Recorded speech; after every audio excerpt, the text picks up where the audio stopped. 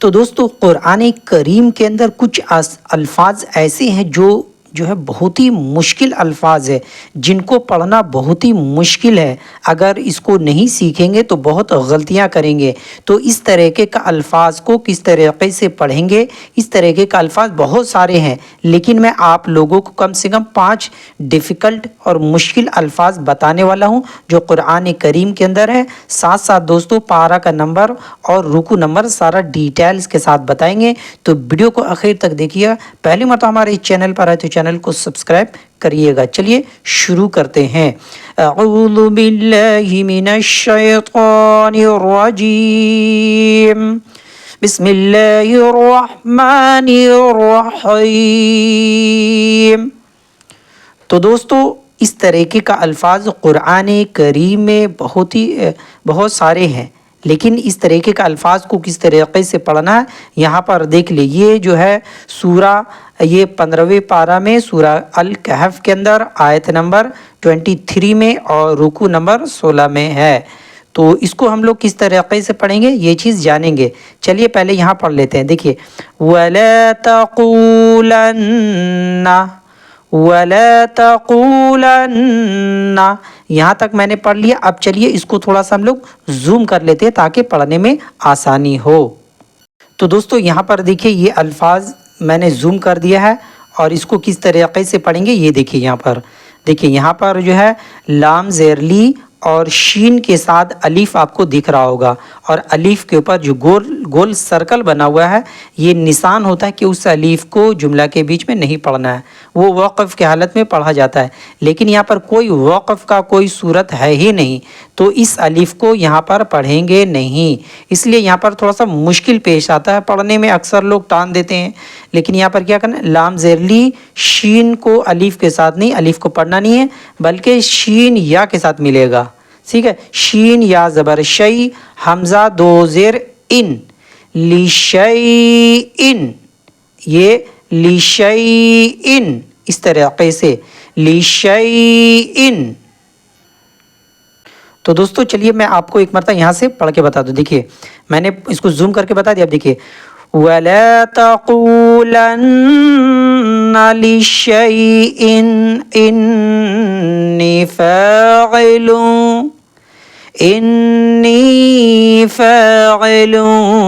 ذَلِكَ غَدًا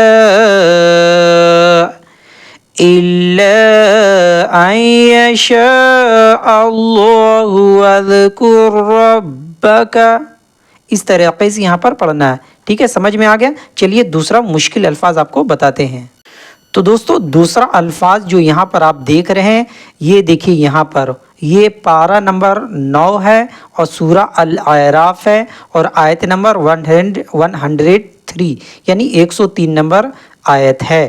تو دیکھیے یہاں پر سے کس طریقے سے پڑھیں گے۔ یہاں پر دیکھیے مشکل الفاظ یہ ہے کہ اکثر لوگ یہاں لام کے ساتھ الف کو ٹان دیتے، لیکن الف پر گول سرکل ہے، تو اس الف کو پڑھیں گے کہ نہیں پڑھیں گے سارا چیز جانیں گے۔ چلیے پہلے ہم لوگ اس کو پڑھ لیتے ہیں اور اس کو زوم کر کے پڑھیں گے۔ چلیے یہاں سے دیکھیے فرعون، فرعون، واو زبر وا۔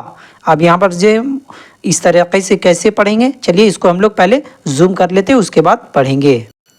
تو دوستو یہاں پر دیکھیے واو زبر وا کے بعد دیکھیے یہاں پر میم زبر ما، لام زبر لا، اکثر لوگ لام کے ساتھ الف کو پڑھ دیتے ہیں، تو یہاں پر جو الف لکھا ہے اس پر دیکھیے گول سرکل بنا ہوا ہے، تو اس گول سرکل والے الف کو پڑھنا نہیں ہے، وقف کی حالت میں پڑھا جاتا ہے، لیکن یہ تو الفاظ ہے، یہاں پر کوئی وقف نہیں ہے، تو یہاں پر کرنا ہے میم زبر ما، لام زبر لا، مالا، اور حمزہ زیر ای، مالا ای، ہا کھڑا زیر ہی، ایک الف ٹاننا ہے، تو یہ ہو گیا ملائہی، ملائہی، ملائہی، اس طریقے سے اس کو پڑھیں گے۔ چلیے اب وہ آیت ہم اب پڑھ کے آپ کو بتاتے ہیں۔ تو دوستو چلیے یہ یہاں سے دیکھیں، میں آپ کو پڑھ کے دیکھیں۔ ثم بعثنا من بعدهم موسى بآياتنا إلى فرعون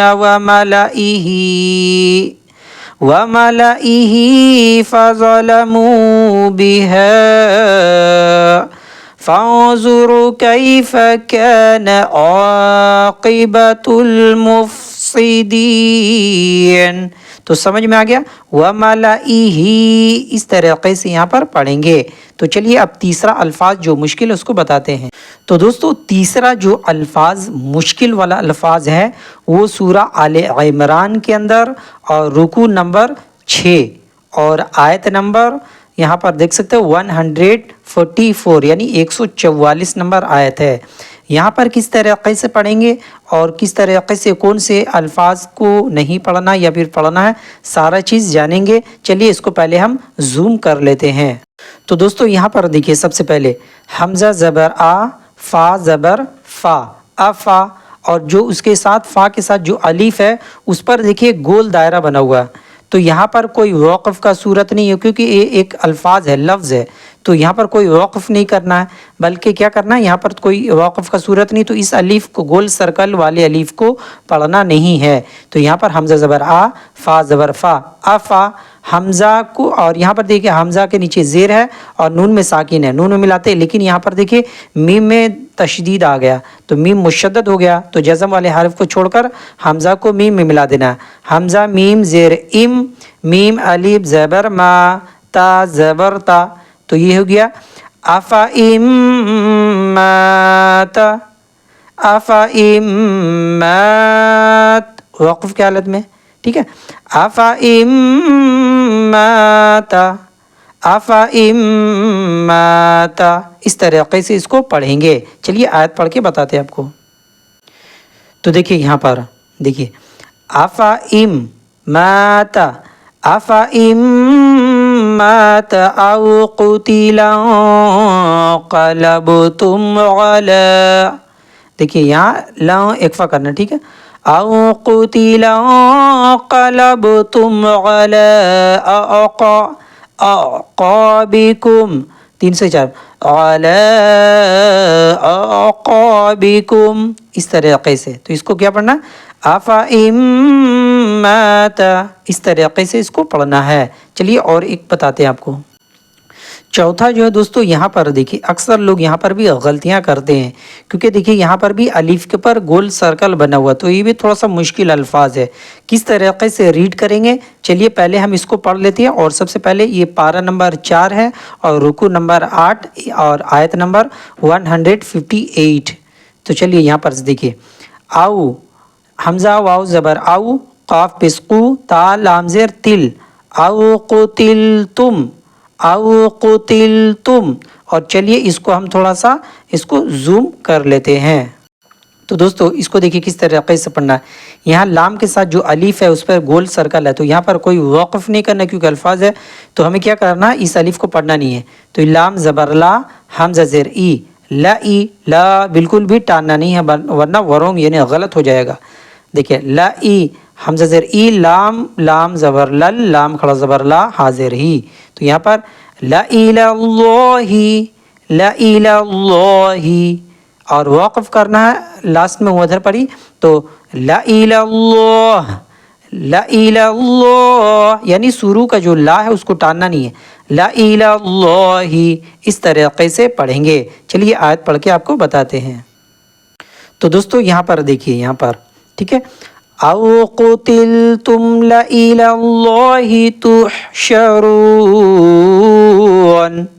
एक मरतबा देखिए औ क़ुतिलतुम ला इलल्लाहि तुहशरून।